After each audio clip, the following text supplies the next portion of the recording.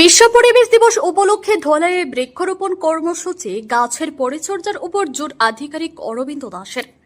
পরিবেশ রক্ষা ও সবুজায়ন বৃদ্ধির লক্ষ্যে ধলাইয়ের ভারতমালা সড়কের কাটাকাল ওভারব্রিজ সংলগ্ন এলাকায় বৃক্ষরোপণ কর্মসূচির আয়োজন করা হয়। আসন্ন 5 জুন বিশ্ব পরিবেশ দিবসকে সামনে রেখে এই কর্মসূচিতে অংশ নিয়ে গাছ লাগানোর পাশাপাশি সেগুলোর সঠিক পরিচর্যার উপর বিশেষ গুরুত্ব আরোপ করেন আসাম পলিউশন কন্ট্রোল বোর্ডের রিজনাল ল্যাবরেটরি কাম অফিস শিলচরের regional executive engineer Arabinda Das.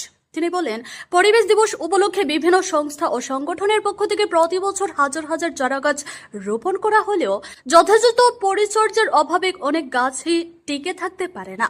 তাই শুধু বৃক্ষরোপণ করলে দায়িত্ব শেষ নয়, গাছগুলোকে বড় করে তোলার জন্য নিয়মিত যত্ন নেওয়াও সমান গুরুত্বপূর্ণ। তিনি সকলকে বর্ষাকালে নিয়মিত বৃক্ষরোপণের আহ্বান জানান এবং পরিবেশ রক্ষাকে দৈনন্দিন দায়িত্ব হিসেবে গ্রহণ করার পরামর্শ দেন।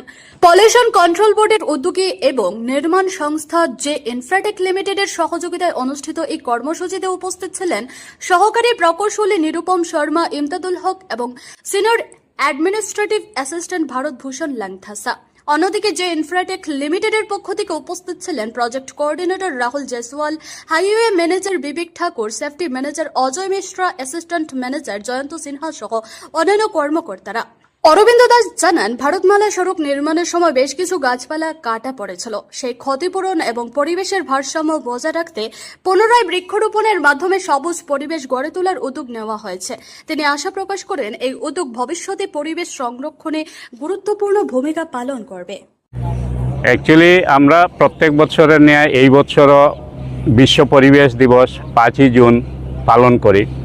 তো এই বছরও অন্যান্য বছরের মতো আমরা বিশ্ব পরিবেশ দিবস উপলক্ষে শুধু যে বিশ্ব পরিবেশ দিবসের দিনে গাছের চারা রোপণ করতে হবে, প্ল্যান্টেশন ড্রাইভ দিতে হবে তা না। আমরা যখনই রেইনি সিজন আসে, রেইনি সিজন আসার সাথে সাথে আমরা বৃক্ষরোপণের প্রোগ্রামগুলো হাতে নেই। কেননা কারণ আমরা উৎসব হিসাবে আমরা যদি শুধু বিশ্ব পরিবেশ দিবস সেলিব্রেশনের জন্য চারা লাগানো হয় তো ওটা একটা লুক দেখানোর মতো হয়।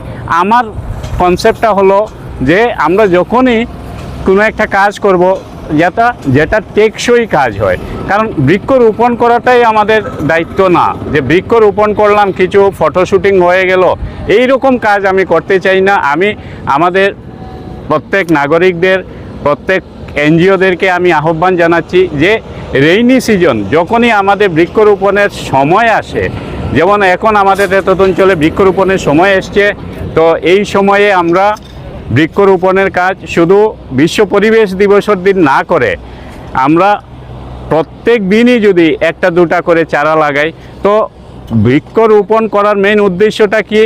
আজকে আমাদের ন্যাশনাল হাইওয়ে অথরিটি যে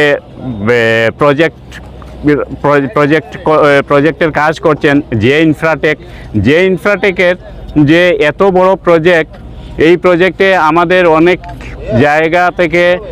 জায়গাতে দেখা গেছে যে পুরানা যেগুলো বৃক্ষ গাছ ছিল ওইগুলা কাটতে হয়েছে 4 লেন রাস্তা বানানোর জন্য।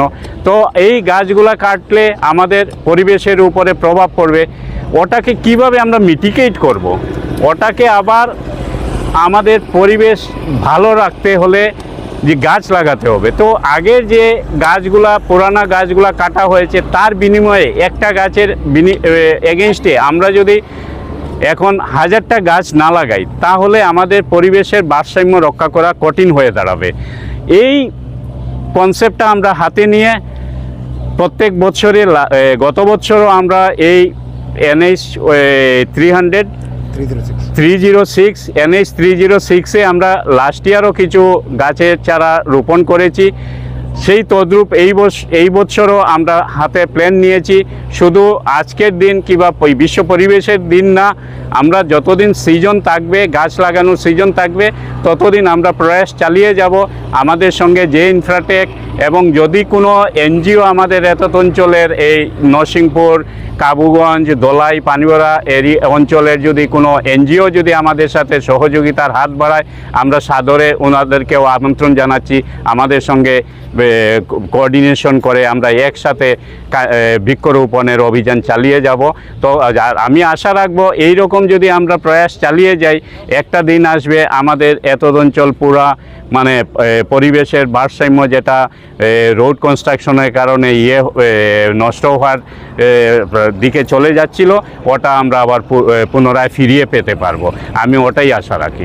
বলছি যে আমার বক্তব্যে আমি প্রথমেই বলেছি যে শুধু গাছ লাগানো মানে লোক দেখানো কিংবা ফটো শুটিং না করে আমরা যদি গাছকে রক্ষণাবেক্ষণ লাগানোর পরে যে পরিচর্যা মানে ওটাকে সেফলি রাখা, বাঁচিয়ে বড় গাছ হওয়া পর্যন্ত ওকে রক্ষণাবেক্ষণ করা, এই জিনিসটা যদি না করি তো শুধু গাছ লাগিয়ে লোক দেখানো গাছ লাগিয়ে লাভ নেই।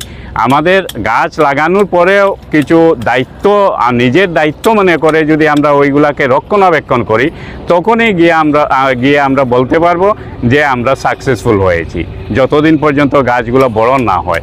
আর দেখুন, ওটা আমাদের নাগরিক দায়িত্ব হিসাবে আমরা নিতে পারি যে গাছ, আমরা সবাই জানি ওটা নতুন করে বলার নয় যে গাছ লাগান প্রাণ বাঁচান, এই স্লোগানটা সব সময় সব জায়গাতে আছে।